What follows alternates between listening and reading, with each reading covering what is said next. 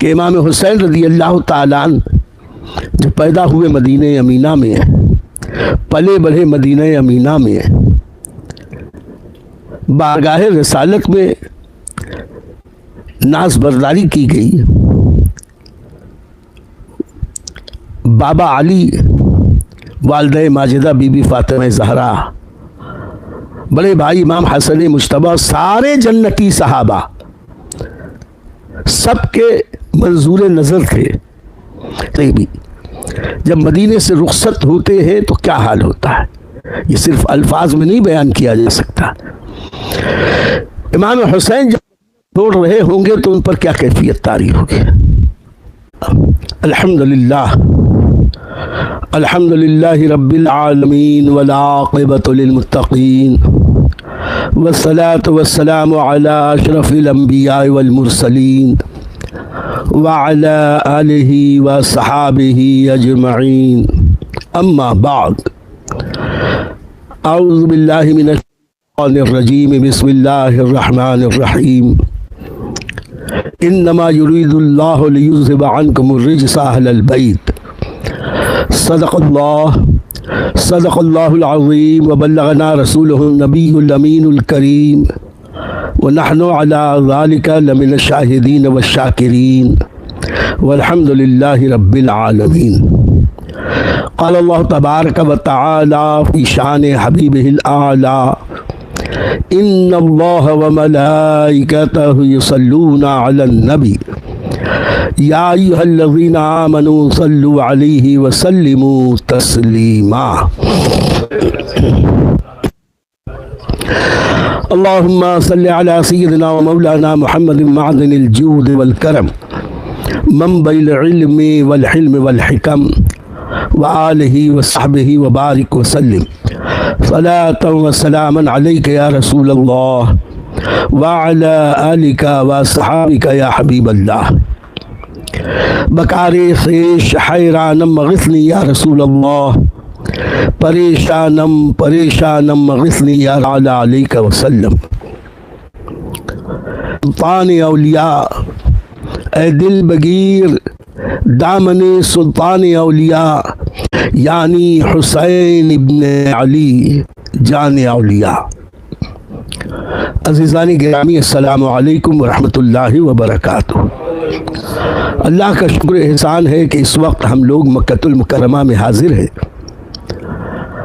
اللہ کا کرم ہے کہ اس نے ہمیں اور آپ کو حج کی سعادت نصیب فرمائی، اور ہمیں یقین ہے کہ اللہ تعالی سارے حجاج کرام کے حج کو شرف قبول عطا فرمائے گا۔ اللہ تعالی ہم سب کے بھی حج کو مقبول و مبرور فرمائے، اور ہم سب کی دعاؤں کو اللہ شرف قبول عطا فرمائے۔ میرے دوستو، حج کا مقصد رسمی نہیں کہ ایک رسم کرنی، حج کا ایک مقصد ہے ہماری زندگی میں ایک صالح انقلاب آئے، اور اگرچہ زندگی میں ایک ہی بار صحیح مکے حاضر ہوں تو مکے کی، اسلام کی، ہمارے نبی صلی اللہ علیہ وسلم اور نبی کے پیاروں کی مقدس زندگی، مکے سے ان کا تعلق قلبی، مکۃ المکرمہ کی عظمت اور حرمت، اس کی رفعت و شوکت ہمارے دلوں میں جاگزی ہو جائے۔ آج ہمارے احباب میں بالخصوص ڈاکٹر ایمن صاحب اور مفتی ساجد پٹیل صاحبان نے مجھ سے گزارش کی کہ مکہ مکرمہ کے تعلق سے کچھ عرض کروں۔ پچھلے کئی بیانات میں نے تاریخ مکہ، تخلیق مکہ المکرمہ، عظمت حرم کے تعلق سے بہت ساری باتیں عرض کی تھیں، اور آج یہ طے ہوا کہ حرم مکہ اور امام حسین رضی اللہ تعالیٰ عنہ، یعنی امام حسین رضی اللہ تعالیٰ عنہ کا مکۃ المکرمہ میں جو کچھ بھی پوری زندگی میں تعلق رہا، اس کے ساتھ ساتھ خاص طور سے مکۃ المکرمہ کی عظمت و حرمت امام حسین کے نزدیک کیا تھی، اس تعلق سے مفتی ساجد صاحب مجھ سے کچھ سوال کرنا چاہتے ہیں۔ میرا بھی خیال یہی ہے کہ یہ ایک ایک سوال کریں اور اسی کی روشنی میں اپنی محدود معلومات کے مطابق کچھ عرض کروں۔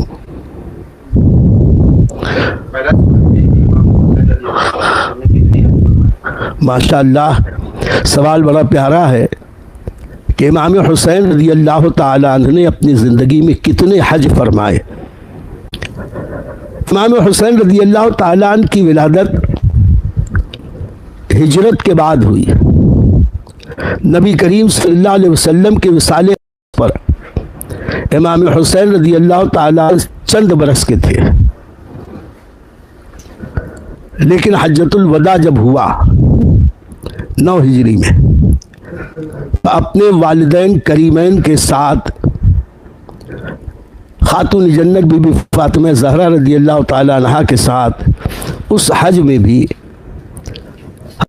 سرکار امام حسن مجتبی اور سیدنا سرکار امام حسین شہید مکۃ المکرمہ حاضر ہوئے تھے۔ یہ بس، لیکن بالغ ہونے کے بعد ان دونوں اسلام کے شہزادوں نے یعنی حسنین کریمین نے حسن اتفاق دیکھیے کہ دونوں نے 25 بار حج ادا کیے۔ امام حسن نے بھی 25 حج کیے، امام حسین نے بھی 25 حج کیے رضی اللہ تعالیٰ عنہما۔ اس سے ایک سبق یہ بھی ملتا ہے کہ آج کچھ لبرل روشن خیال کہلانے والے یہ ان لوگوں کو جو بار بار حج کرتے ہیں وہ تان کرتے ہیں کہ اتنا حج کرنے کی کیا ضرورت، یہی پیسہ غریب غربا کی مدد میں لگا دیا جائے تو زیادہ اچھا۔ یقیناً سننے میں تو یہ بات بہت بھلی لگتی ہے، لیکن وہی لوگ جو یہ کہتے ہیں کہ حج کے لیے قربانی کے لیے اتنا روپیہ خرچ کرنے کی کیا ضرورت، وہی اپنے اپنے مکانات کروڑوں روپے کے بناتے ہیں۔ ایک ایک سیٹ کے بنگلے میں صرف ٹوائلٹ کئی لاکھ روپے کے بن جاتے ہیں، 50 لاکھ کے ٹوائلٹ بنا دیتے ہیں۔ ایک ایک خوشحال فرد اپنے پیاروں کی بچوں کی شادیوں میں 20 لاکھ روپے خرچ کر دیتے ہیں، تب کسی کو نہیں یاد آتا کہ غریب غربا کی مدد اسی پیسے سے کی جائے۔ اسلام کا مطالبہ تو یہ ہے کہ زکوٰۃ، صدقات، خیرات جو شرعی حقوق ہیں مال کے وہ ادا کر دیے جائیں، اس کے بعد اس کا مال جس کار خیر میں خرچ ہو بہتر ہے، اچھا ہے۔ اور پھر حج کے لیے تو حج ایسی عبادت ہے اور عمرہ ایک ایسی سعادت ہے، اس کے لیے اگر کوئی رزق حلال سے بار بار بھی کرے تو اس پر ہم طنز نہیں کر سکتے، طعنہ نہیں کر سکتے، بلکہ ہمیں کرنا چاہیے کہ اللہ کا دیا ہوا رزق اللہ کے فرمان پر عمل کرنے میں خرچ ہو رہا ہے۔ تو ان کا سوال تھا کہ امام حسین نے کتنے حج کیے، تو اس کا جواب یہ ہے کہ امام حسین رضی اللہ تعالیٰ عنہ نے اپنی زندگی میں کل 5 بار حج کا فریضہ ادا فرمایا، حج کی سعادت پائی۔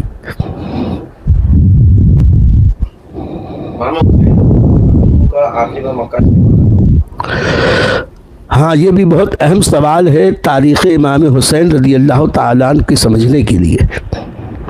امام حسین رضی اللہ تعالیٰ عنہ نے سب سے آخری بار جو مکے کا سفر کیا، وہ سفر رجب کی آخری تاریخوں میں مدینے سے شروع ہوا، جب سلطان اسلام حضرت امیر معاویہ رضی اللہ تعالیٰ عنہ کا ملک شام کے شہر دمشق میں انتقال ہوا اور وہاں سے خط مدینہ منورہ آیا گورنر مدینہ کے نام کہ مسلمانوں کے سلطان اسلام حضرت امیر معاویہ رضی اللہ تعالیٰ عنہ وصال فرما گئے ہیں، اور ان کی جگہ پر ان کا بیٹا یزید تخت حکومت پر براجا ہے اور ان کی بیعت لینی ہے وغیرہ وغیرہ۔ تو حضرت عبداللہ ابن زبیر اور حضرت امام حسین رضی اللہ تعالیٰ عنہما یہ دونوں اس وقت مدینہ منورہ میں تھے۔ گورنر مدینہ نے جس وقت ان دونوں صاحبان کو اپنے گورنر ہاؤس میں طلب کیا، حضرت عبداللہ ابن زبیر تو نہیں گئے، بلکہ وہ وقت سے پہلے گورنر سے ملے بغیر مکہ شریف چلے آئے، اور امام حسین سے ان کی رات میں بات ہو چکی تھی، اور انہوں نے یہی مشورہ تھا کہ مدینے میں رہ کر کچھ خلفشار آگے بڑھے، اس سے بہتر ہے کہ ہم مکہ چلے جائیں، کہ مکہ دارالامان ہے، مکہ بلد امین ہے، مکہ مکرمہ میں کوئی کسی پہ ظلم نہیں کر سکتا۔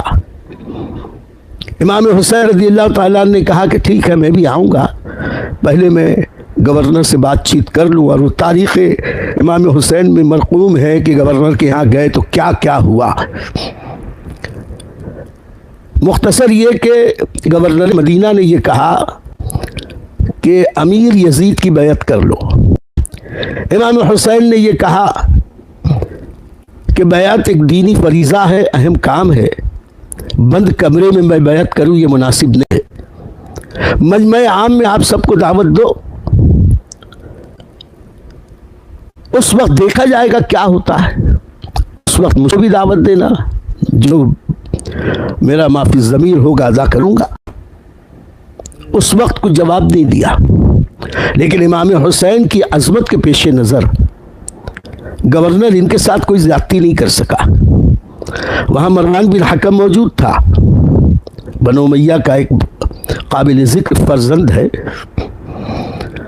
اس نے کہا بھی کہ اے گورنر، ابھی حسین اکیلے ہیں، دباؤ ڈال کے ان سے بیعت لے لو، ایک بار یہ ہاتھ سے نکل گئے تو پھر ہاتھ میں نہیں آئیں گے، ورنہ یہی ان کا کام تمام کر دو۔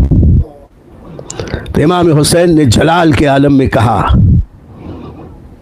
کہ مروان، تو مجھے قتل کرے گا یا تیری ذریت یہاں مجھے قتل کرے گی؟ سن لو، میں یہاں قتل نہیں ہو سکتا، اور اگر تیرے دل میں کوئی شوق ہے تو میدان میں آ۔ یہ کہہ کر امام حسین اٹھ کر چلے آئے، وہ بھی ممیاتے ہوئے کہنے لگا، نہیں میں نے تو یوں ہی کہہ دیا تھا، میرا وہ مقصد نہیں تھا جو آپ سمجھ رہے ہیں، وغیرہ وغیرہ۔ یہ لنگڑا عذر پیش کر رہا تھا، لیکن امام حسین چلے آئے، اور ایک دن کے بعد امام حسین نے حالات یہ دیکھے کہ اگر میں مدینے رک گیا اور یزید جو حسین رضی اللہ عنہ کی بیعت کے لائق نہیں ہے، یعنی کہنا میں یہ چاہتا ہوں کہ امام حسین یزید کی بیعت کر لے، ایسا ہو نہیں سکتا، وہ اس لائق نہیں ہے یزید، اور اگر میں انکار کروں گا تو مدینہ امینہ میں خلفشار ہوگا، اور یہ خلفشار حرمت مدینہ کو پامال کرنے کا ذریعہ بنے گا۔ اس لیے امام حسین نے یہ طے کیا کہ میں خاموشی کے ساتھ مدینہ چھوڑ دوں۔ آپ غور فرمائیں کہ امام حسین رضی اللہ تعالیٰ عنہ جو پیدا ہوئے مدینہ امینہ میں، پلے بڑھے مدینہ امینہ میں، بارگاہ رسالت میں ناز برداری کی گئی، بابا علی، والدہ ماجدہ بی بی فاطمہ زہرا، بڑے بھائی امام حسن مجتبی، سارے جنتی صحابہ سب کے منظور نظر تھے، سب عزت و اکرام و تکریم کرتے تھے، اور پھر جتنے گھر کے خاندان کے بڑے، مثلا نبی محترم صلی اللہ علیہ وسلم خلفائے راشدین میں 3 اہم شروع کے خلفاء کے بعد صحابہ، پھر ان صحابہ سے بڑھ کر ان کی والدہ ماجدہ بی بی فاطمہ زہرا، ان کی نانیاں امت کی مائیں، اور دیگر بڑے بڑے اکابر مدینے میں، پوری دنیا کا مسلمان، ہم جیسے نکمے ناکارے بھی جب مدینے سے رخصت ہوتے ہیں تو کیا حال ہوتا ہے، یہ صرف الفاظ میں نہیں بیان کیا جا سکتا۔ امام حسین جب چھوڑ رہے ہوں گے تو ان پر کیا کیفیت طاری ہوگی۔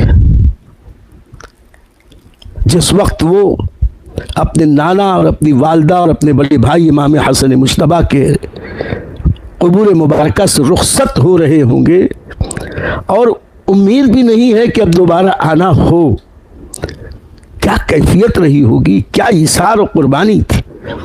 لیکن امام حسین نے دین کے لیے، دین کے احکام کی پابندی کے لیے یہ ساری تکلیفیں تو برداشت کی، لیکن یہ نہیں پسند فرمایا کہ میں مدینے میں رہوں۔ تو رجب کی آخری تاریخیں یا آخری ہفتہ یا تھا، امام حسین رات کی تاریکی میں اپنے پورے خاندان کے ساتھ، جو تقریباً 82 افراد پر مشتمل تھا، مدینہ منورہ سے مکہ مکرمہ پہنچے، اور 2 یا 3 شعبان تھی 60 ہجری، 2 یا 3 شعبان 60 ہجری کو امام حسین رضی اللہ تعالیٰ مکہ مکرمہ پہنچے۔ مقصد یہی تھا حالات کا معائنہ کیا جائے، دیکھیں حالات کیا رخ اختیار کرتے ہیں، اور پھر پورا شعبان، رمضان، شوال اور ذی قعدہ، 4 مہینے امام حسین نے مکہ مکرمہ میں اقامت اختیار کی، قیام فرمایا۔ ان 4 مہینوں میں پورے عالم اسلام سے جو لوگ بھی مکہ آتے رہے، شہزادہ اسلام امام حسین سے اکتساب فیض کرتے رہے، اور امام حسین حالات کا معائنہ کرتے رہے۔ اور اسی دوران اہل کوفہ جو شروع ہی سے یزید کی بیعت کو، یزید کی حکومت کو ناپسند کرتے تھے، ان لوگوں نے یزید کی بیعت نہیں کی تھی، اور یزید کی طرف سے ایک صحابی رسول نعمان بن بشیر کوفہ کے گورنر تھے، یہ بڑے نرم دل تھے اور حقیقت پسند تھے، اس لیے لوگوں پہ زیادتی نہیں کی، نرمی اختیار کی۔ اور جب ان لوگوں کو یہ پتہ لگا کہ امام حسین نے بھی بیعت یزید سے انکار کر دیا ہے، تو سلیمان بن سرخ خزائی کے مکان پر اہل کوفہ جمع ہوئے، اور باہم مشورے کے بعد ان لوگوں نے یہ طے کیا کہ ہم امام حسین کو دعوت دیں کہ وہ کوفے آئیں، ہم ان کے اوپر ہاتھ پر بیعت کر کے انہیں اپنا امیر مان کر یزید کے خلاف طاقت کریں گے۔ تو راویوں میں سے بہت سارے مورخین نے تو بہت مبالغے کیے ہیں کہ 12,000 خطوط آئے، 18,000 خطوط آئے، 70,000 خطوط آئے، لیکن محتاط اور مستند تاریخی روایات اس بات پر شاہد ہیں کہ 150 سے کچھ اوپر خطوط تھے، اور ایک ایک خط میں 4 5 افراد کا نام تھا۔ لیکن یہ 150 خطوط بھی کم تو نہیں ہوتے، جتنے کوفہ کے صاحب اقتدار یا یوں کہہ لو کہ صاحب حیثیت اشراف سردار تھے، ان سب کے خطوط آ چکے تھے امام حسین کے پاس کہ آپ کوفہ آ جائیں۔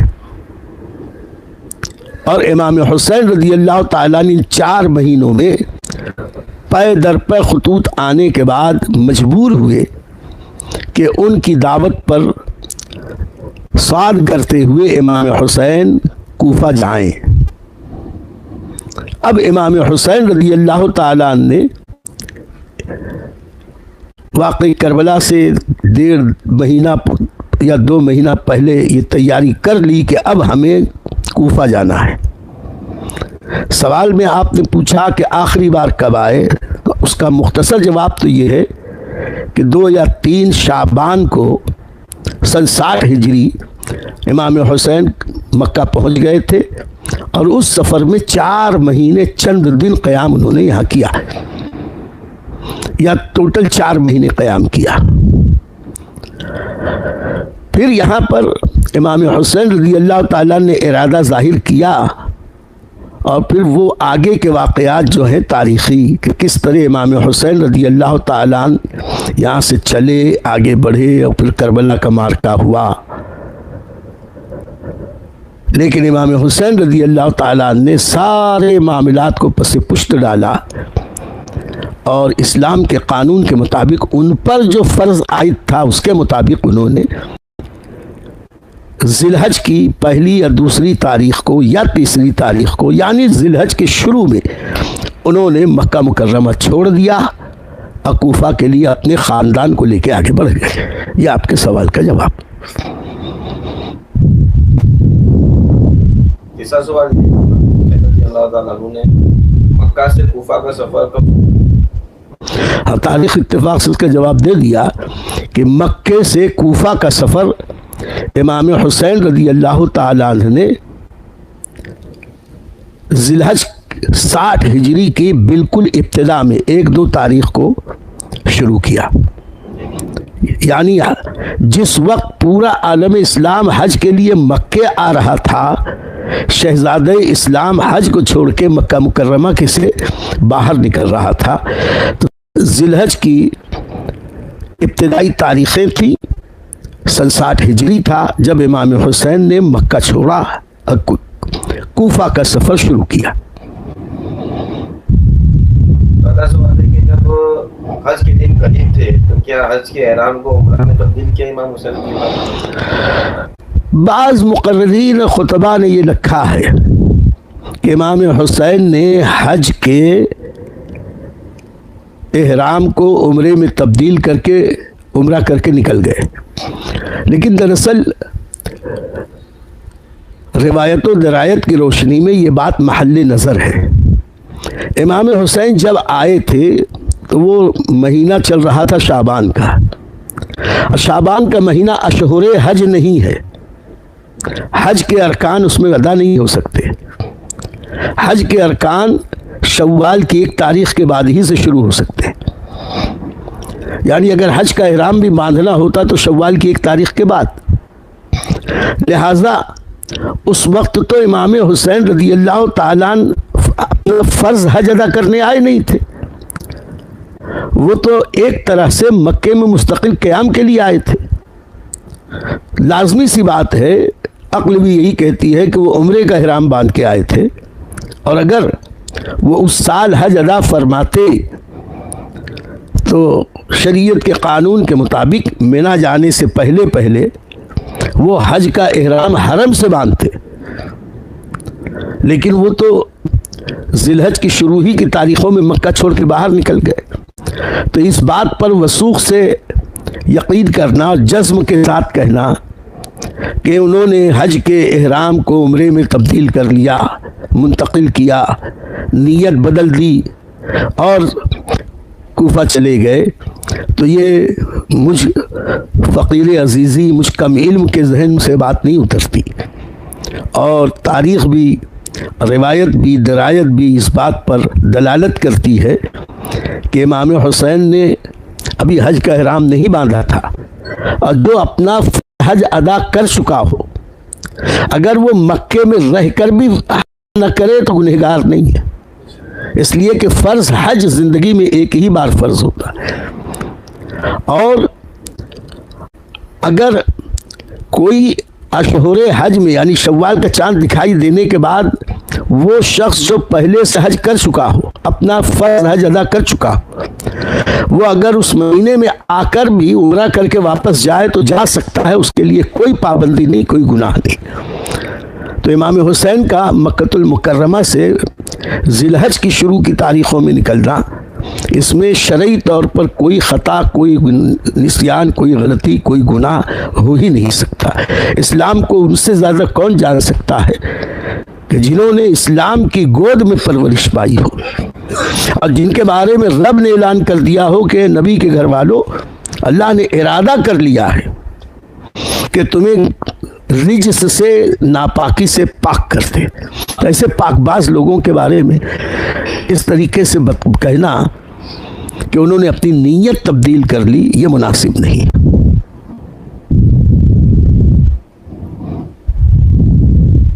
پانچواں سوال یہ ہے کہ حج کے دن قریب تھے تو حج جیسی عبادت. ہاں، یہ ایک بہت اہم سوال ہے، اور خاص طور سے نوجوانوں کے اور تاریخ سے یا دین سے کم واقف لوگوں کو بہت متاثر کرتا ہے کہ حج جیسی عظیم عبادت چھوڑ کے امام حسین وہاں کیوں چلے گئے. تو میرے دوستوں، میں ابھی بتا چکا، امام حسین نے اس کے پہلے 25 حج ادا فرمائے تھے، اور حج تو ایک ہی بار فرض ہے. اگر وہ اس وقت حج کرتے تو یہ فرض نہیں، نفل حج ہوتا. ایک بات، اس وقت امام حسین پر دین کا بچانا، سنت کی حفاظت فرض تھی. امام حسین ایک ایسے نازک موڑ پر تھے کہ نبی کریم صلی اللہ علیہ وسلم کی سنت بدل کر بدعت کو رواج دیا جا رہا تھا. خلافت راشدہ نبی کے قانون کے مطابق قائم کرنے کی بجائے قیصر و کسریٰ کے طرز پر ایک قابل، لائق اور خلافت کے حقدار کی بجائے ایک نااہل کو امیر بنایا جا رہا تھا، سنت کے خلاف. آپ غور کریں، نبی کریم صلی اللہ علیہ وسلم کا وصال اقدس ہوا، نبی کریم کی خلافت و نیابت کسے دی جائے؟ یاد رکھنا، قانون اسلام کے قانون میں خلافت و اجازت رشتہ داری کی بنیاد پر نہیں دی جاتی، دینداری کی بنیاد پر دی جاتی ہے. نبی کریم صلی اللہ علیہ وسلم کے رشتہ دار اس وقت موجود تھے. نبی کریم کے پیارے چچا حضرت عباس رضی اللہ تعالی عنہ حیات تھے مدینے میں. ان کے بیٹے فضل ابن عباس، قصب ابن عباس موجود تھے. حضرت علی کرم اللہ وجہ الکریم حضور صلی اللہ علیہ وسلم کے پیارے محبوب داماد بھی تھے، یہ بنی ہاشم کے. عقیل ابن ابی طالب بھی تھے، یہ بھی بھائی. عبداللہ ابن عباس بھی تھے، یہ بھی چچا زاد بھائی.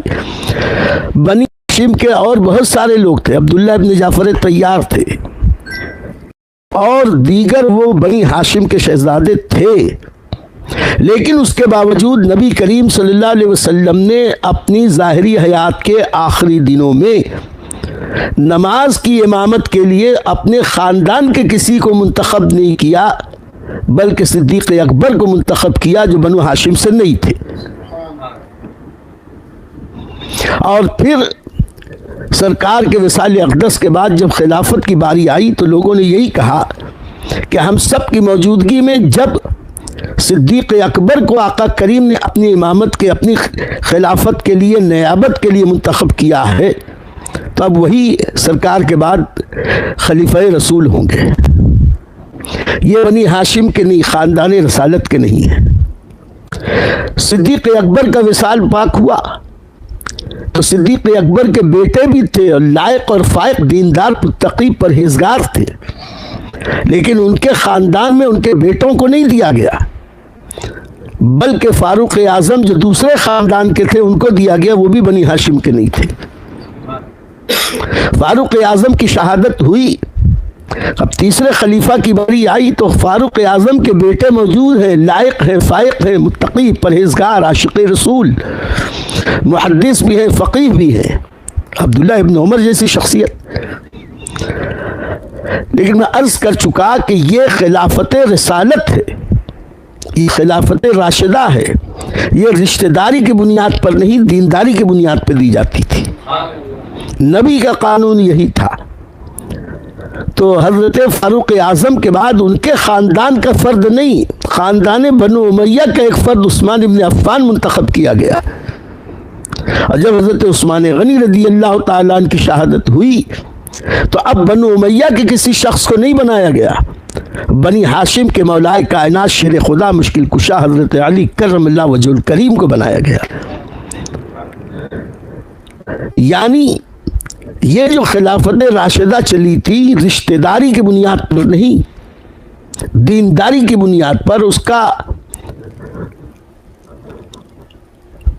طریقہ کار یہ تھا کہ موجودین میں جو سب سے بڑا قرآن کا جاننے والا، قرآن کی والا، احادیث و سنت کا سب سے بڑا عالم ہو، سب سے بڑا متقی اور پرہیزگار ہو، سب سے زیادہ تقوی اور پرہیزگاری میں ممتاز ہو، سب سے زیادہ عاشق رسول ہو، سب سے بڑا عاشق رسول ہو، ان سب چیزوں کو ملحوظ خاطر رکھ کر خلیفہ کا انتخاب کیا جاتا تھا۔ اور نبی محترم کے بعد اس مقام پر تنہا صدیق اکبر کی ذات فائز تھی، سارے صحابہ کا اتفاق۔ اور آج بکواس کرنے والے کرا کریں، ہمارے اکابرین میں سے سب نے اس پر اتفاق کیا کہ خلافت راشدہ جس اور پر چلی، جو سب سے زیادہ حقدار تھا، پہلے حق اس کو ملا گیا۔ ہم کہتے ہیں خلفائے راشدین میں نبی و رسولوں کے بعد سب سے افضل حضرت صدیق اکبر، پھر فاروق اعظم، پھر عثمان غنی، پھر مولا علی رضوان اللہ تعالی علیہ مجمعین۔ تو یہ اس لیے نہیں ہے کہ یہ پہلے دوسرے تیسرے چوتھے خلیفہ ہیں تو افضل ہے، بلکہ حقیقت یہ ہے کہ یہ پہلے دوسرے تیسرے چوتھے درجے پہ افضل ہے، جیسے افضل تھے ویسے ہی ان کو خلافت عطا کی گئی۔ اس راز کو سمجھنا چاہیے۔ اور پھر حضرت علی کرم اللہ وجہ الکریم کی شہادت کے بعد اگرچہ امام حسن مجتبیٰ کو، جو بیٹے ہیں امام حضرت علی کے، لیکن ان کو خلافت جو دی گئی رشتہ داری کی بنیاد پہ نہیں۔ اس وقت موجودین میں امام حسن مجتبیٰ سے بڑھ کر نہ کوئی عالم تھا، نہ فاضل تھا، نہ متقی تھا، نہ پرہیزگار تھا، نہ کوئی عاشق رسول۔ تو دینداری کی بنیاد پر ان کو منتخب کیا گیا تھا۔ اب یہ اور بات ہے قضاء اور قدر تقدیر الہی کہ امام حسن رضی اللہ تعالیٰ عنہ نے اپنا حق امیر المومنین کو عطا، یعنی امیر معاویہ کو عطا کر دیا۔ جب خلیفہ راشد اور ہمارے امام حسن نے عطا کر دیا، آج ہم کو امیر معاویہ پہ اعتراض کرنے کا کوئی حق نہیں۔ ہم امام حسن کے غلام ہیں، امام حسین کے غلام ہیں۔ امام حسن اور امام حسین کے بارے میں ابھی میں نے کہا کہ حسنین کی نالین پہ دو نین تصدق، اور دو نین تو کیا چیز ہے، کونین تصدق۔ ہم تو ان کی جوتیوں کی خاک پر پوری دنیا صدقہ کرنے کے لیے تیار ہیں۔ تو ایسی صورت میں امام حسن اور امام حسین نے جس امیر معاویہ کو اپنا امیر مانا، جس امیر معاویہ سے امام حسن اور امام حسین نے دوستی کی، ہم مسلمان ہو کر اس سے ہم حسنی حسینی ہیں، ہم امام حسن اور امام حسین کے اس فیصلے پر ساتھ ہوئے ان کو درست سمجھ، اسی لیے ہم امیر معاویہ رضی اللہ تعالیٰ کے خلاف کچھ نہیں کہتے۔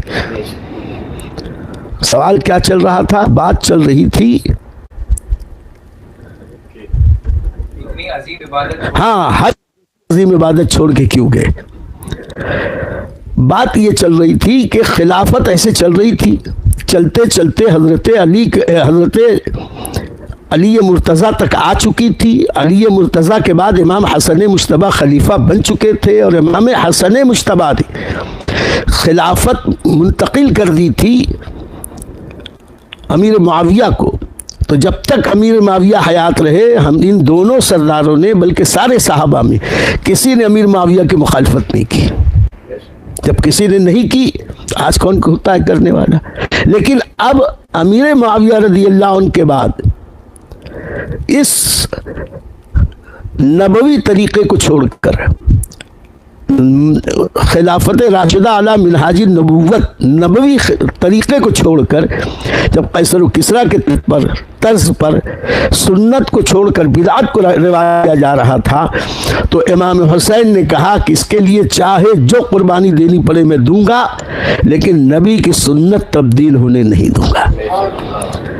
تو نبی کے دین کے ایک قانون کو بچانے کے لیے امام حسین نے سمجھا اور صحیح سمجھا کہ دین میرے گھر کا ہے، اور میں دین کو نہیں بچاؤں گا تو کون بچائے گا؟ میرا حق زیادہ ہے کہ میں ان کی خدمت کروں۔ اس لیے امام حسین پر فرض تھا، خاص طور پر اس وقت کہ جب اگرچہ پورے عالم اسلام کے بیشتر خطوں میں یزید کی بیعت ہو چکی تھی، تو ان کی جو بھی مجبوریاں رہی ہو، لیکن کوفہ والے یہ یزید کی بیعت کے انکاری تھے، اور امام حسین کے پاس مسلسل خطوط کا تانتا لگ گیا کہ آپ آئیے، ہم آپ کو امیر مانتے ہیں، آپ آئیے، اب آپ کو امیر مانتے ہیں، یہاں تک لکھا اگر آپ نہیں آئیں گے کل میدان قیامت میں ہم آپ سے سوال کریں گے کہ ہم تو تیار تھے، آپ ہی نہیں آئے۔ اس وقت دین کی حفاظت امام حسین پر فرض تھی، اگر اس فرض کو نہیں ادا کرتے تو کل میدان قیامت میں اپنے رب کو اور اپنے نانا کو کیا جواب دیتے؟ تو اب آئی آپ کی بات کہ حج جیسے عظیم فریضے کو چھوڑ کے کوفہ کیوں گئے؟ اگر وہ حج کر لیتے تو ایک نفل عبادت میں اضافہ ہو جاتا، لیکن وہ جانتے تھے کہ نفل عبادت کا مقام عظمت اپنی جگہ، لیکن جب دو اہم چیزیں ہمارے اوپر عائد ہو جائیں تو جو زیادہ اہم ضرورت ہوتی ہے اس پر عمل کیا جانا چاہیے۔ ہمارے گھر میں آگ لگ جائے اور کہیں کچھ روپیے کا بیگ رکھا ہو، صندوق رکھا ہو، اور وہیں ایک بچہ سویا ہوا ہو، تو ایسے وقت میں ہم پر کیا بچانا؟ روپیے کو بچانا بھی ضروری تھا، فائدہ تھا اس میں بھی، لیکن بچے کو بچانا سے زیادہ اہم تھا۔ ہم بچے کو لے کے بھاگیں گے، کوئی یہ نہ کہے ارے دیکھو پیسہ جلا دیا، پیسہ جلا دیا، پیسہ جلا دیا۔ امام حسین اگر حج سے اہم عبادت کو ترک کر کے جا رہے تھے تو بہرکیف اگر یہ حج کر لیتے تو ایک نفل میں عبادت میں اضافہ ہوتا، لیکن دین کو بچانے کے لیے کوفہ، اس لیے امام حسین کے پاس اس کے علاوہ کوئی راستہ نہیں تھا کہ وہ کوفہ کی طرف جاتے۔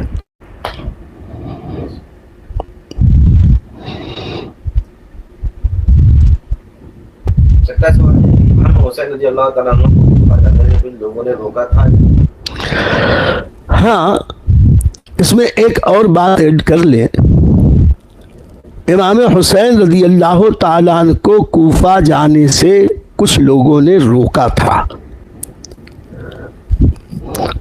اس میں دو طرح کے لوگ تھے، ایک محبت میں روکنے والے تھے، ایک دشمنی میں بھی روکنے والے تھے۔ اب میں اس کی تھوڑی سی وضاحت کرتا ہوں۔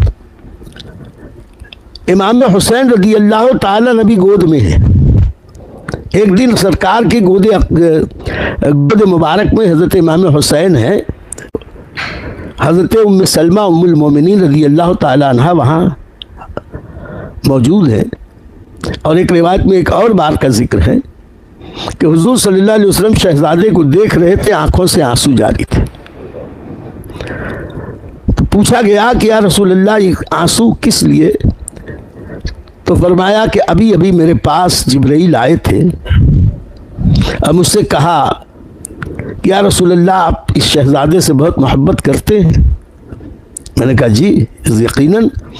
کہا کہ میں آپ کو خبر دینے آیا ہوں کہ کل میدان تف آپ کا یہ شہزادہ ظلماً شہید کر دیا جائے گا۔ اور نبی کریم صلی اللہ علیہ وسلم نے فرمایا کہ جبرائیل نے مجھ سے یہ بھی کہا اگر تم کہو تو میں وہاں کی مٹی بھی تم کو دے دوں۔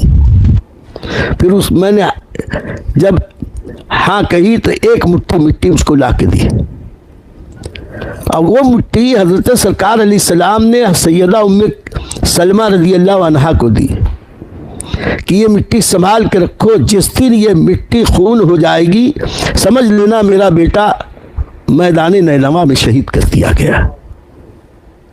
یہ غیب کی خبر تھی، اور غیب کی خبر اللہ اپنے مقبول بندوں کو عطا کرتا ہے، قرآن سے ثابت ہے۔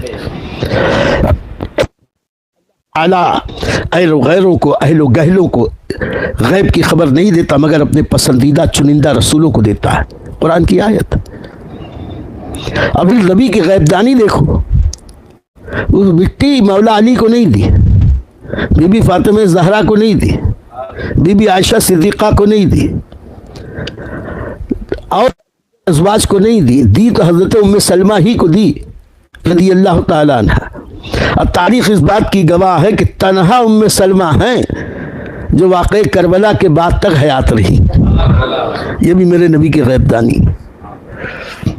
بہرحال اور کوئی غیب کیا تم سے نہا ہو بھلا، جب نہ خدا ہی چھپا تم پہ کروڑوں درود۔ بہرکیف یہ شہادت حسین سب کو پتا تھی، آقا علیہ السلام کو خبر تھی، انہوں نے ازواج مطہرات کو بتایا، اہل بیت کو بتایا، صحابہ کرام کو معلوم تھا، سارے صحابہ میں معلوم تھا کہ حسین میدان نینوا میں، میدان کرب و بلا میں شہید کیے جائیں گے، میدان تف میں یا تف میں شہید کیے جائیں گے۔ بلکہ بعض راویان نے تو روایت یہاں تک کی کہ جنگ صفین سے یا جنگ نہروان سے واپسی میں مولا کائنات شیر خدا رضی اللہ تعالیٰ جب واپس ہو رہے تھے ایک جنگ سے، حضرت علی کرم اللہ وجہ الکریم واپس آ رہے تھے، واپس آتے آتے ایک بستی سے گزر ہوا، ایک میدان سے گزر ہوا، تو حضرت علی مرتضیٰ کرم اللہ وجہ الکریم ادھر ادھر دیکھنے لگے، معائنہ کرنے لگے۔ اب معائنہ کرتے کرتے حضرت علی کرم اللہ وجہ الکریم نے پوچھا کہ اس بستی کا نام کیا ہے؟ لوگوں نے کہا کہ اسے وادی تف کہتے ہیں، یہ وادی نینوا ہے۔ تو امام حسین نے کہا کہ یہ وادی نینوا ہے، یہاں سے مجھے کرب و بلا کی بو آتی ہے، کرب و بلا کی بو آتی ہے، اسی کو جوڑ کے بن گیا کربلا۔ کرب یعنی مصیبت، بلا یعنی بلا، یہاں سے کرب و بلا کی بو آتی ہے۔ پھر حضرت علی کرم اللہ وجہ الکریم نے حسنین کریمین کی موجودگی میں اور دیگر صحابہ کرام و تابعین کے سامنے اس میدان کا معائنہ کر کے کہا کہ میرے سچے نبی محترم صادق و مصدوق رسول نے ہم سے بتایا تھا کہ ہمارا شہزادہ حسین اس میدان میں شہید ہوگا۔ یہاں تک بتایا تھا کہ یہاں اس کے اعوان کے خیمے لگیں گے، یہاں فلاں شہید ہوگا، یہاں فلاں شہید ہوگا، یہاں فلاں شہید ہوگا۔ یعنی شہادت حسین جگ ظاہر تھی، اللہ کے پیارے حبیب کے یہ سائے تھے، معدوم نہ تھا سایہ شاہ ثقلین، اس نور کی جلوہ گہ تھی ذات حسنین۔ تمثیل نے اس نور کے دو حصے کیے، آدھے سے حسن بنے ہیں آدھے سے حسین۔ نبی کریم صلی اللہ علیہ وسلم کی ذات کے مظہر تھے حسنین کریمین، اور ایک سینے تک مشابہ، ایک وہاں سے پاؤں تک۔ یہ احادیث کا ترجمہ ہے میرے اعلیٰ حضرت کے اشعار میں، ایک سینے تک مشابہ۔ امام حسن مجتبی سر اقدس سے سینے مبارکہ تک نبی کریم کے مشابہ تھے، اور سینے سے قدم ناز تک حضرت امام حسین نبی کریم کے مشابہ تھے۔ اسی حدیث کا ترجمانی کرتے ہوئے اعلیٰ حضرت فرماتے ایک تک مشابہ، ایک وہاں سے پاؤں تک، حسن سبتین کے جا نیمہ دور کا، یہ نیمہ نور کا ہے حسنین۔ تو امام حسین کو شہید کربلا کا جو ظاہری شہادت کا جو جلوہ ملا تھا، یہ ایسا جگ ظاہر تھا، سب کو پتا تھا، سارے اہل بیت کو معلوم تھا، سارے صحابہ کو۔ لیکن کمال یہ ہے کہ شروع سے اخیر تک کسی صحابی نے، کسی خاندان کی خاتون نے، اہل بیت میں ہو یا کوئی اور، کبھی کسی نے نہیں کہا کہ اللہ یہ امتحان نہ آوے، یہ بلا ٹل جائے. سب کی زبانوں پر نبی سے لے کر ہر صحابی تک اہل بیت کے ہر فرد کے زبان پر ایک ہی جملہ تھا, اللہم آت الحسین صبرا و اجرا, اے اللہ حسین کو صبر و اجر عطا فرما. تو اتنی شہرت تھی کہ امام حسین شہید کیے جائیں گے, ظالمانہ شہید کیے جائیں گے, مظلومانہ شہید کیے جائیں گے, ظلم کے پہاڑ توڑے جائیں گے, کہ کسی کو اس میں کوئی تردد نہیں تھا. وہ نبی کے غیب دانی پہ یقین رکھنے والے تھے, جیسے آج ہم اہل سنت ہیں. نبی کی غیب دانی پہ ان کو کوئی شک و شبہ نہیں تھا. اس لیے اہل بیت کے خاص طور سے امام حسین کے جو ہمدرد تھے, ان ہمدردوں کو امام حسین سے ہمدردی تھی. وہ یہ چاہتے تھے کہ امام حسین کوفہ نہ جائیں, اور اس کی وجہ ابھی عرض کروں گا. اب اس میں جو محبت سے عقیدت سے منع کرنے والے لوگ تھے, اس میں سے میں چند بتانا چاہتا ہوں. میں شروع کرتا ہوں اہل بیت سے. اہل بیت میں حضرت محمد بن حنفیہ وہ بزرگ ہیں جو امام حسین کے حضرت علی کے وہ بیٹے ہیں, لیکن دوسری بیوی سے. وہ جنگ یمامہ میں جو جاریہ انہیں حاصل ہوئی تھی اس سے محمد بن حنفیہ ہیں, لیکن ہے تو امام حسین کے بھائی, علی مرتضیٰ کے بیٹے ہیں. انہوں نے باقاعدہ خط لکھا کہ بھائی حسین, میرا پرخلوص مشورہ ہے کہ آپ کوفہ ہرگز مت جانا. آپ یا تو مکہ میں رہیں, یا مکہ مکرمہ سے سرحد اسلام کی طرف, یمن کی طرف, جارڈن کی طرف, اس طرف دور دراز خطے میں نکل جائے جہاں اسلام کے مرکزی علاقے سے دور دور رہے, اور وہاں پہ رہ کے حالات کا مشاہدہ کرے. جب حالات قابو میں ہوں, یزید کی بیعت مت کرنا, لیکن ابھی کوفہ کا سفر بھی مت کرنا. تو روکا ایک اس وجہ سے. دوسرے ہیں خاندان بنی ہاشم ہی کے ایک بزرگ حضرت عبداللہ ابن جعفر طیار رضی اللہ تعالیٰ.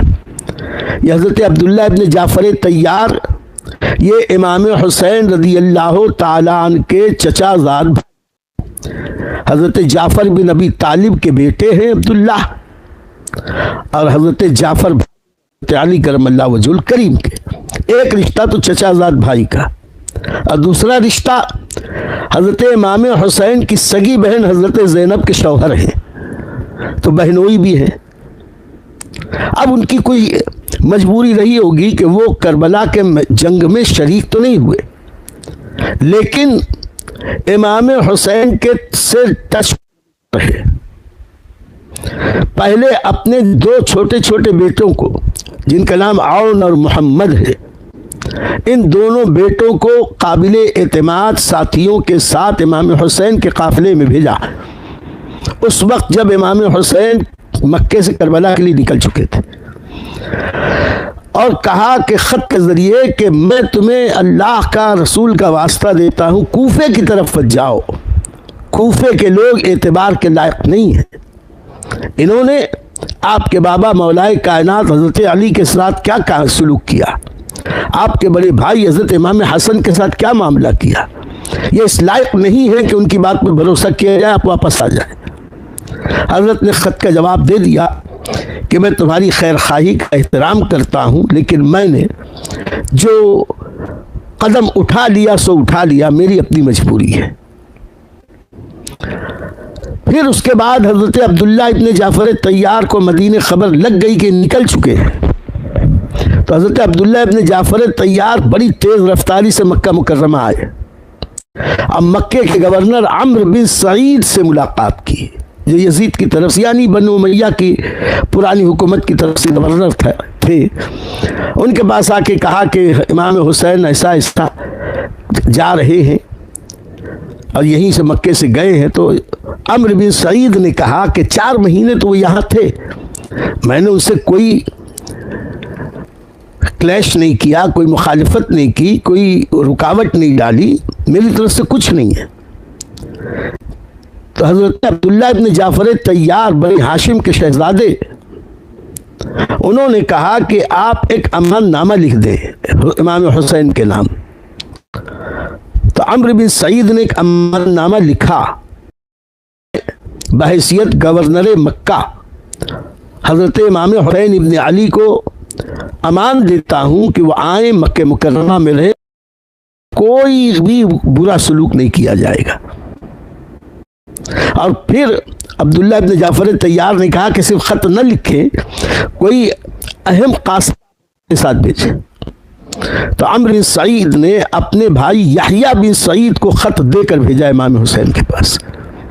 اور امام حسین رضی اللہ تعالیٰ عنہ نے جب ملاقات کی تو حضرت عبداللہ ابن جعفر طیار نے یہ خط اور یہ امان نامہ اور گورنر کے بھائی کو پیش کیا. امام حسین نے پڑھا، اس کے بعد کہنے لگے کہ اے میرے پیارے بھائی، تمہاری دلدہی، تمہارا اخلاص، تمہاری محبت، مودت، مروت سر آنکھوں پر، لیکن میں رک نہیں سکتا.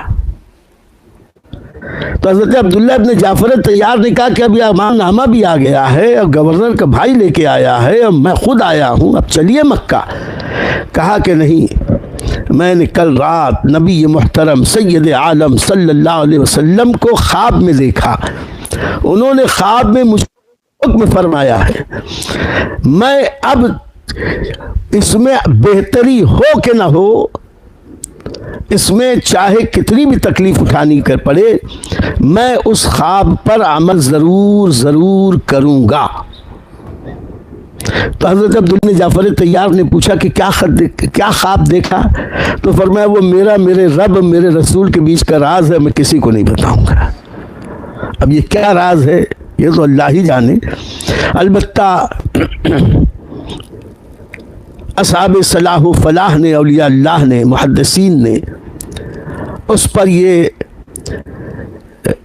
تفصیل لکھی ہے کہ نبی محترم سید عالم صلی اللہ علیہ وسلم نے خواب میں یقیناً یہی حکم دیا ہوگا کہ اے حسین، وقت کا تقاضا یہ ہے کہ تم اللہ کے اس امتحان میں کامیاب اترو، تو جاؤ اور جا کے اپنی قربانی، اپنے حصے کی قربانی پیش کرو راہ. بہر کیف حضرت عبداللہ ابن جعفر طیار بھی مجبور ہو گئے، واپس آئے. اور واپس آنے کے بعد جاتے جاتے یہ کہا کہ بھائی اپنا خیال رکھنا، میں اپنے دونوں بیٹوں کو ساتھ بھیج رہا ہوں، سیدنا عون اور سیدنا محمد جو امام حسین کے بھانجے ہیں.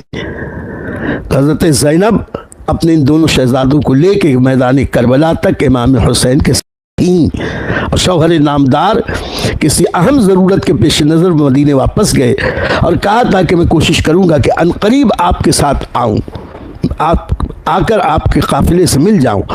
لیکن اللہ کی مشیت یہ تھی کہ نہیں آ سکے وہ، اور بہت بعد میں دمشق گئے اور ان کا وصال دمشق ہی میں ہوا.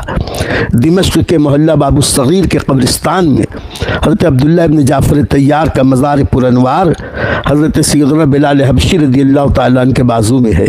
یہ فقیر حاضری دے چکا ہے، پھر ایک بار جانے کی تمنا ہے. بہرکیف تو یوں امام حسین کو کوفہ جانے سے روکنے کے لیے دو یہ اہل بیت کا ذکر میں نے کیا. اس کے علاوہ کچھ اور اہل محبت ہے، اس کا ذکر تھوڑی دیر کے بعد میں کرتا ہوں. ایک پانی دو، ایک گھونٹ. بسم اللہ الرحمن.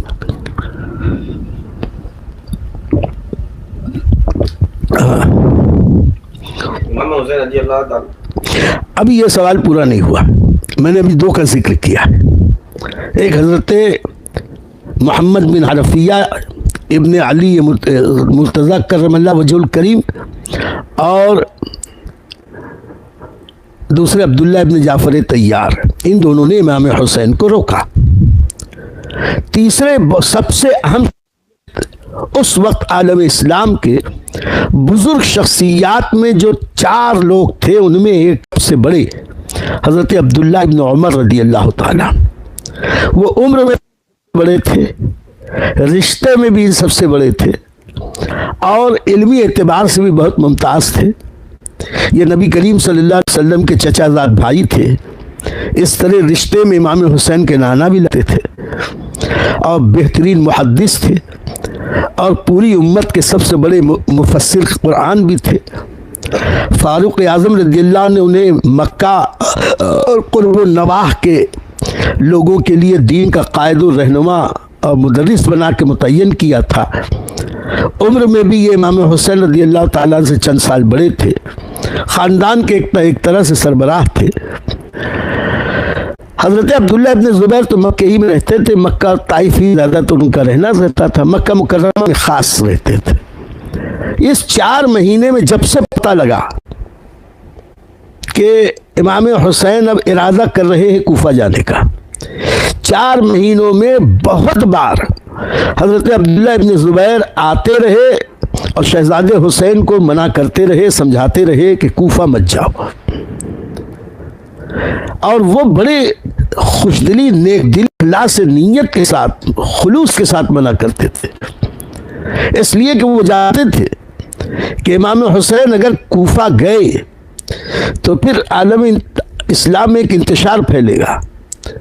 یہ ایک انتشار پہلے مولا علی اور دیگر صحابہ کے درمیان پھیل چکا تھا، تو اس وقت بڑی زرد پہنچی تھی، اسلام کی ترویج و اشاعت رک گئی تھی. اور اس وقت تو اچھے لوگ تھے، اور اس وقت بہت سارے نئے لوگ آ گئے ہیں سمجھ میں. اور اگر قوم 2 دھڑے میں تبدیل ہو گئی تو اسلام کی وہ ترقی جو بہت تیزی کے ساتھ ہے وہ رکے گی. دوسری ایک بہت بڑی وجہ یہ کہ سب کو پتا تھا کہ امام حسین ہونے والے ہیں. اگرچہ یہ یقین تو نہیں تھا کسی سفر میں شہادت ہوگی، کیونکہ اس وقت امام حسین کی عمر پاک کل تقریباً 54 سال کے آس پاس تھی، 54-55 سال. لیکن اندیشہ تو تھا. تیسرے، یہ کوفہ والے مولا کائنات کے ساتھ جو کچھ ظلم کیا ان لوگوں نے، حضرت امام حسن مجتبی رضی اللہ عنہ کے ساتھ جو ظلم کیا، اور اسلام کے اجل صحابہ کے تعلق سے جو کچھ ان لوگوں نے کیا. میں ایک چھوٹی سی بات عرض کروں. فاروق اعظم رضی اللہ تعالیٰ عنہ کے زمانے میں حضرت عمار ابن یاسر گورنر تھے. ان کے خلاف وہاں کے لوگ آ کے فاروق اعظم سے شکایت کرتے تھے، عمار ایسے ہے، عمار ویسے، عمار ویسے. ان کی تو نماز ہی نہیں ہوتی، ان کو نماز ہی نہیں صحیح پڑھنا آتی. اور جو گورنر بن کے جاتا تھا یہ کوفہ والے ان کے خلاف مہم چلا کے خلافت امیر المومنین کے خلاف کچھ نہ کچھ کرتے تھے. اور امیر المومنین کہتے تھے کہ میں جانتا ہوں کہ یہ لوگ سب نااہل ہیں، نالائق ہیں، لیکن خلافت قائم کر کے امان قائم کرنا ضروری ہے. کہا تھا کہ امیر المومنین آپ ہمیشہ ان لوگوں کو متعین کرتے ہیں، کچھ ایسے کو متعین کیجیے جو بہت سخت ہو، عقل مند ہو، جو ان کے اچھے لوگوں کے ساتھ نرمی کرے اور ان کے بگڑے لوگوں کے ساتھ سخت ہو جائے. تو حضرت فاروق اعظم نے کہا کہ ہاں آپ نے بہت صحیح مشورہ، کو ایک آدمی مل گیا ہے. انہوں نے کہا جو ملا اسی کو متعین کر دیجئے. تو کہا میں آپ ہی کو متعین کرتا ہوں. تو مغیرہ اپنے شعبہ ہی کو متعین کیا. اور پھر یہ گئے تو پھر کر کے دکھایا، اہل کوفہ کو برابر اپنے قابو میں کیا. اور تو یہ اہل کوفہ، اہل عراق، یہ ایسے ہی بگڑیل تھے. اسی بگڑیل پن کی وجہ سے حضرت عبداللہ ابن عباس رضی اللہ تعالیٰ تو اتنی سختی کے ساتھ، اتنی الحاح و زاری کے ساتھ اس قدر روکا کہ ایک دن تو آخری میں تنگ آ کے کہا خدا کی قسم اگر میں یہ سمجھ لوں کہ میں آپ سے لڑائی جھگڑا کرنے لگوں اور لڑ کے بازار دن تماشا بنا دوں اور آپ رک جائیں تو خدا کی قسم میں وہ کر گزروں گا. لیکن مجھے معلوم ہے کہ میں ایسا بھی کروں گا تو آپ رکیں گے نہیں. لیکن ان کا جو فرض تھا روکنے سمجھانے کا، انہوں نے روکا. ایسے ہی عبداللہ ابن عمر فاروق اعظم رضی اللہ عنہ کے شہزادے، وہ بھی مکے میں حج کا سیزن تھا، حج کے لیے آئے تھے. عبداللہ ابن عمر نے بھی بہت روکا، لیکن انہوں نے دوسرے ڈھنگ سے روکا. انہوں نے یہی کہا کہ اختلاف اور انتشار کا وقت نہیں ہے. مولا کائنات شیر خدا رضی اللہ تعالیٰ کے دور میں ہم نے امت کا حال دیکھ لیا تھا. اب یہ امت اس کی متحمل نہیں ہو سکتی. تو بڑے فائدے کے پیش نظر یہ چھوٹی تکلیف برداشت کر لی جائے, آپ خاموش ہو جائیں, لیکن کوفہ نہ جائیں. امام حسین نے ان کی بھی بات نہیں مانی. اور سب سے اہم اور ایک اہم ذات وہ ہے جن کو حضرت عبداللہ ابن زبیر رضی اللہ تعالیٰ کہتے ہیں. حضرت عبداللہ ابن زبیر تو امام حسین سے 1-2 روز پہلے ہی مکے کے لیے چلے آئے تھے اور یہاں پہ اچھا خاصا ماحول بنا لیا تھا. حضرت عبداللہ ابن زبیر بھی روز شہزادے حسین سے ملتے تھے. یہ عمر میں چند سال 2-3 سال امام حسین سے بڑے تھے. پہلے سال ہجرت میں ان کی ولادت ہوئی تھی اور امام حسین رضی اللہ تعالیٰ کی والدہ ماجدہ کی شادی جنگ ہوئی تھی, اس سے 2 سال کے بعد پیدا ہوئے. تو چند سال عبداللہ ابن زبیر عمر میں بڑے تھے. بھی رشتہ داریاں تعلق داریاں تو تھیں, لیکن شہزادے حسین پھر شہزادے حسین تھے. عبداللہ ابن زبیر نے بھی بڑی کوشش کی, اتنی کوشش کی روز آ کے ملتے تھے, شہزادے رک جاؤ, شہزادے مان جاؤ, شہزادے رک جاؤ. یہاں تک کہنے لگے کہ حضور آپ ایسا کریں, آپ مکے میں رہیں, یہاں سے خلافت کا دعویٰ کر دیں, آپ کے لیے میں آپ کا نائب بن کر لوگوں کو بیعت کے لیے تیار کروں گا. یا اگر آپ چاہیں تو آپ محمد بن حنفیہ رضی اللہ عنہ نے کہا ہے کہ سرحد کی طرف چلیں, آپ یہی رہیں, مکہ کہ مکہ دارالامان ہے, بلد امین ہے. بار بار کہتے رہے, لیکن حضرت امام حسین کہتے رہے میں تو جاؤں گا. ایک بار زچ ہو کر حضرت عبداللہ ابن زبیر نے کہا تھا کہ شہزادے حسین میری سمجھ میں بات نہیں آتی, اتنے ہمدرد لوگ منع کر رہے ہیں اور آپ نہیں مان رہے ہیں. تو اس وقت امام حسین نے ایک جملہ کہا تھا, میں حرم کے ایک بالش در قتل ہونا پسند نہیں کرتا. فرمایا, اور کمال دیکھو امام حسین کا, یہ جملہ عبداللہ ابن زبیر ہی سے کہا, کسی اور سے نہیں کہا. عبداللہ ابن زبیر سے کہا کہ میں نے اپنے نانا نبی محترم سید عالم صلی اللہ علیہ وسلم کی ایک روایت سنی ہے کہ ایک میڈھا مکے کی حرمت کو ذبح کر دے گا, میں وہ بننا نہیں چاہتا. میں حرم کے اندر ایک بالش اندر قتل ہونا نہیں پسند کروں گا, حرم کی ایک بالش باہر قتل ہونا پسند کروں گا. یہ حدیث کی مصداق حضرت عبداللہ ابن زبیر رضی اللہ تعالیٰ عنہ خود ہے. یہاں پہ حضرت عبداللہ ابن زبیر کی برائی نہیں بیان کی گئی, بلکہ یہ اللہ کے نبی نے اشاروں میں کہا تھا کہ سب سے پہلے حرم کی حرمت کو برباد کرنے کے لیے جس ذات کا انتخاب ہوگا وہ عبداللہ ابن زبیر ہوں گے, جنہیں ظالمانہ مکے میں شہید کر دیا جائے. امام حسین کہتے ہیں میں وہ میڈھا بننا نہیں چاہتا, یعنی حسینیت نام ہے کس چیز کا میں ابھی تھوڑی دیر کے بعد عرض کروں گا. تو امام حسین نے یہ کہا تھا کہ میں مکے کے اندر حدود حرم میں ایک بالش اندر قتل ہونا نہیں پسند کروں گا, ایک بالش ہونا پسند کروں گا. تو اس طریقے سے ان دونوں نے بھی روکا. تیسرے, جب امام حسین رضی اللہ تعالیٰ عنہ کربلا کے لیے چلے, آدھا راستہ طے کر چکے تھے, تو فرزدق نام کا ایک شاعر ملا. یہ فرزدق اہل بیت کا محب تھا, بنو امیہ سے خاص تعلق نہیں تھا, وہ کوفہ سے آ رہا تھا. اور اس نے جب وہاں کے حالات دیکھے تھے کہ مسلم بن عقیل وہاں پہنچ چکے ہیں اور کیا ہوا ہے, امام حسین ان کے قافلوں کو دیکھا تو فرزدق نے کہا تھا کہ اے امام, میں آپ کا بہت ہی عقیدت مند ہوں, اہل بیت کا غلام ہوں, آپ کوفہ نہ جائیں, کوفے والے اس لائق نہیں ہیں. انہوں نے بھی روکنے کی کوشش کی. امام حسین نے کہا فرزدق اب تو جو اللہ کی مرضی جو ہو سو, میں تو چلا. ایسے ہی عبداللہ ابن مطیع نام کے ایک صاحب ملے تھے راستے میں، امام حسین نے ان سے بھی بات چیت کی کہ وہ کوفہ سے آ رہے ہیں، تو عبداللہ ابن مطیع نے بھی جو جملہ کہا تھا وہ یہی تھا کہ اے سرکار امام حسین،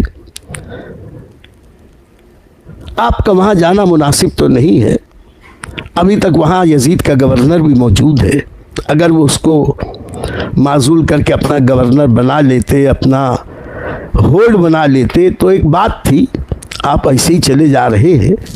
اب میں سمجھتا ہوں کہ اہل کوفہ کے دل تو آپ کی طرف مائل ہے، اہل کوفہ کے دل تو آپ کی طرف ہیں، لیکن اہل کوفہ کی تلواریں بنو امیہ کی طرف ہیں۔ اخلاص سے عبداللہ ابن مطیع نے بھی روکا، فرزدق نے بھی روکا، عبد زبیر نے بھی روکا، ابن عباس نے بھی روکا، ابن عمر نے بھی روکا، محمد بن حنفیہ نے بھی روکا، عبداللہ ابن جعفر الطیار نے بھی روکا رضی اللہ تعالیٰ عنہم اجمعین، لیکن بے خطر کود پڑا آتش نمرود میں عشق، عقل ہے محو تماشائے لب بام ابھی۔ آپ نے پوچھا تو روکا کس نے؟ تو میں نے کہا تھا دو طرح کے لوگ تھے، یہ تو تھے محبت والے لوگ اور دشمنی والے لوگ بھی تھے، جیسا کہ حر بن یزید ریاحی، سب سے بڑا عبید اللہ ابن زیاد بدنہاد۔ امام حسین کربلا کے لیے نہیں نکلے تھے، امام حسین مکے سے کربلا کے لیے نہیں نکلے تھے، وہ کوفہ کے لیے نکلے تھے۔ یہ لوگ کوفہ جانے سے روک رہے تھے، اور یزید اور عبید اللہ ابن زیاد اور بن سعد اخولی اور سنان، یہ جتنے لوگ تھے یہ امام حسین کو کوفہ میں داخل ہونے سے روکنے کے لیے پہنچے تھے۔ تو روکنے والے دو طرح کے لوگ تھے، ایک لوگ محبت میں روک رہے تھے، اس کا اجر ان کو ملے گا، اور یہ دشمنی سے روک رہے تھے، اس میں حر بن یزید ریاحی کو چھوڑ دو تو انشاءاللہ اس کی سزا تو اللہ ان کو دے گا۔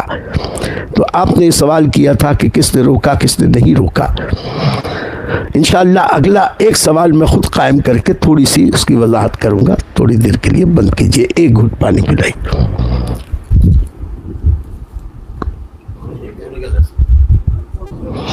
5 منٹ اور بند کر کے۔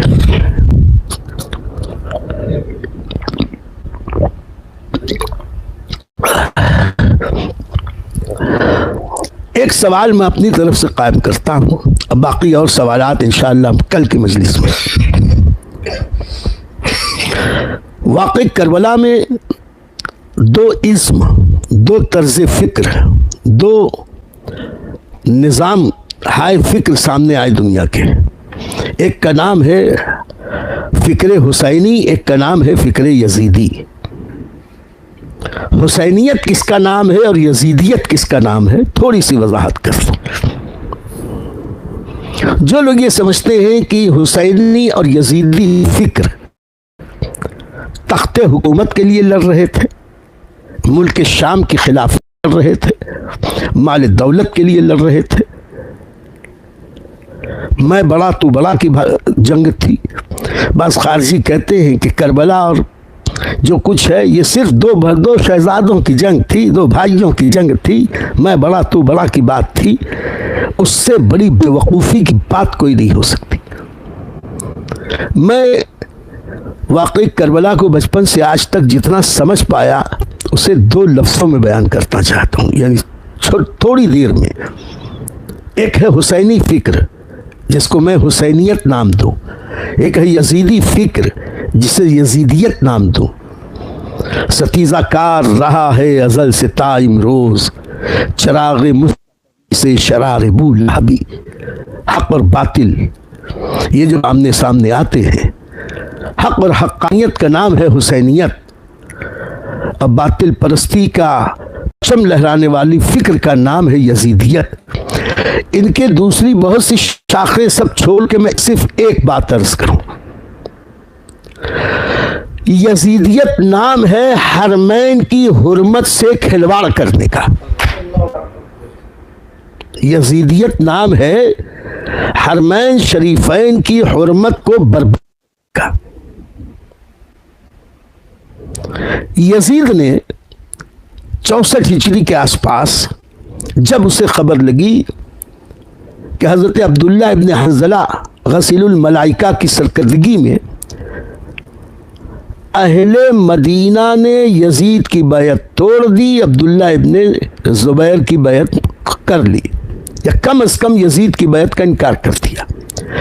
مسجد نبوی میں مجمع لگا تھا، اور مسجد نبوی میں مجمع عام میں کوئی اپنی عمامے اتار کے پھینک رہا تھا زمین پہ، کوئی چپل اتار رہا تھا، کوئی ٹوپی اتار رہا تھا، اور کہہ رہا تھا جیسے میں نے عمامہ اتارا ایسے یزید کی بیعت کو اتار لیا، جیسے میں نے ٹوپی نکالی یزید کی بیعت سے اپنے آپ کو آزاد کر لیا، یا میں نے اپنا چپل اتارا جیسے ہی یزید کی بیعت کو اپنے وجود سے نکال دیا۔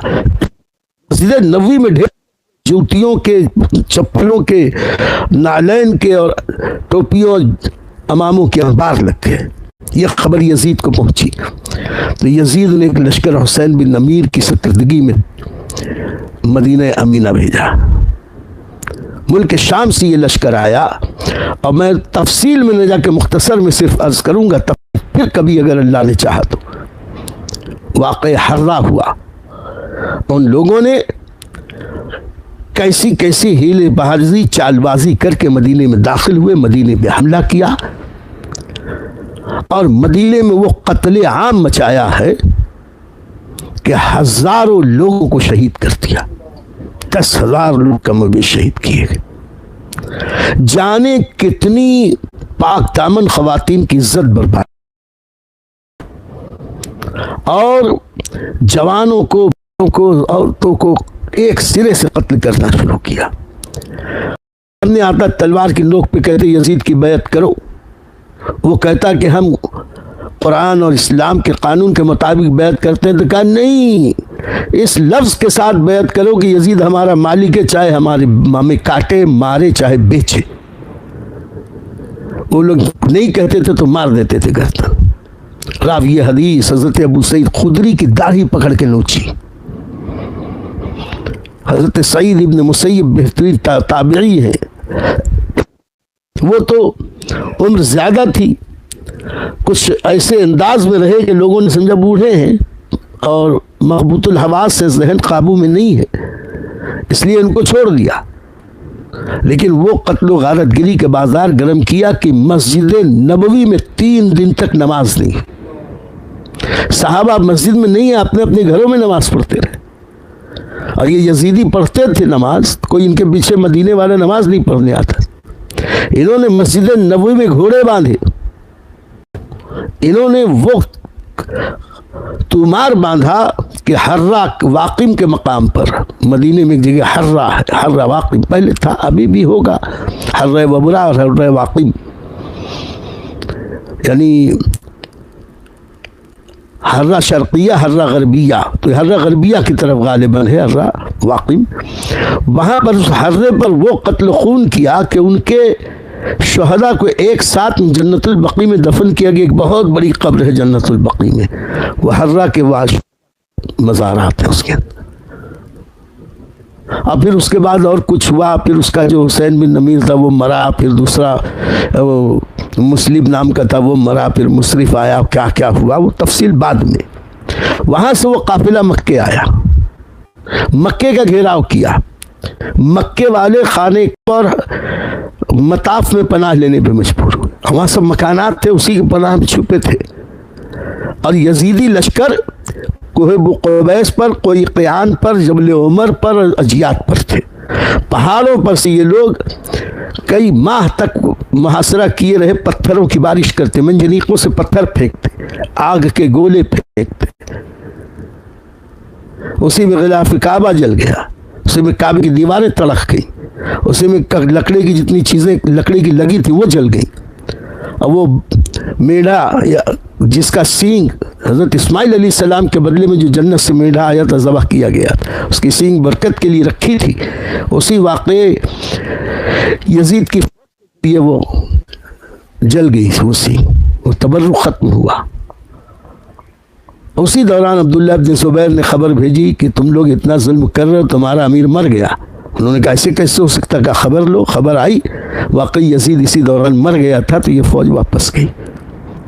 یہ دو واقعات میں نے مختصر میں بیان کیے صرف اس لیے تاکہ بتائیں کہ یزیدیت نام ہے حرمین شریفین کی حرمت سے کھلواڑ کرنے کا، حرمین شریفین کی حرمت کو پامال کرنے کا، اور حسینیت نام ہے سر کٹا کے حرمین شریفین کی عزت اور حرمت کو بچانے کا۔ کیوں؟ انہیں پتہ لگا میں مدینے میں رہ گیا تو جو کچھ کربلا میں ہونا ہے وہ مدینے میں ہو جائے گا۔ میں مدینہ چھوڑ تو سکتا ہوں، مدینے سے رخصت تو ہو سکتا ہوں، نانا کے بازار چھوٹے تو چھوٹے، امی فاطمہ کی قبر منور چھوٹے تو چھوٹے، بھائی حسن کی مزار سے جدائی ہو تو ہو، مدینہ امینہ سے رخصتی ہونی ہو تو ہو جائے، مدینے کی حرمت پہ آنچ نہ آئے۔ مدینہ چھوڑ دیا، مکے پہنچے، حالات دیکھا، اگر مکہ نہیں چھوڑوں گا تو جو کچھ کربلا میں ہوا یہ سب یزیدی یہاں کر لیں گے۔ اسی لیے ان کا وہ جملہ یاد کرو، اے ابن زبیر، میں میرے نانا کے اس جملے کو یاد رکھا ہوں کہ میں وہ میڈھا نہیں بننا چاہتا جو میڈھا مکے کی حرمت کو ذبح کر دے گا، اور میں مکے سے ایک بالش باہر تو شہید ہونا، قتل ہونا پسند کروں گا، لیکن ایک بالش اندر قتل ہونا نہیں پسند کروں گا۔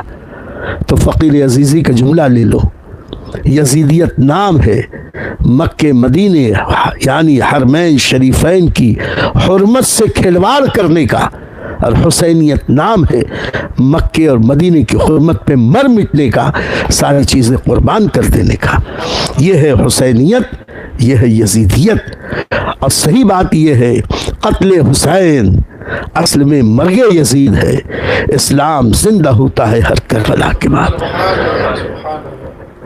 اور وہ حسین کہ جس کی شان وہ کہ جو جمع بیٹے کی میت پر نہ رویا، وہ حسین جو جمع بیٹے کی میت پر نہ رویا، وہ حسین جس نے سب کچھ کھو کے پھر بھی کچھ نہ کھویا، وہ حسین خون سے اپنے جو دہکتی آگ کے شعلوں پہ سویا، وہ حسین جس نے سب کچھ کھو کے پھر بھی کچھ نہ کھویا، وہ حسین مرتبہ اسلام کا جس نے دوبالا کر دیا، خون سے اپنے دو عالم میں اجالا کر دیا۔ حسینیت زندہ باد، حسینیت پائندہ باد۔ وآخر دعوانا ان الحمدللہ رب العالمین۔ یا نبی سلام علیکہ، یا رسول سلام علیکہ، یا حبیب سلام علیکہ، صلوات اللہ علیکہ، طلع البدر علينا من ثنية الوداع وجب الشكر علينا ما دعا لله داعي يا نبي سلام عليك يا رسول سلام عليك سلام عليك صلوات عليك الصلاة والسلام عليك يا رسول الله، الصلاة والسلام عليك يا نبي الله، الصلاة والسلام عليك يا حبيب الله، وعلى آلك وأصحابك يا شفيعنا يوم الجزاء. الله وصل وبارك على سيدنا ومولانا محمد طب القلوب ودوائها وعافية الأبدان وشفائها ونور الأبصار وضيائها وآله وصحبه دائما أبدا.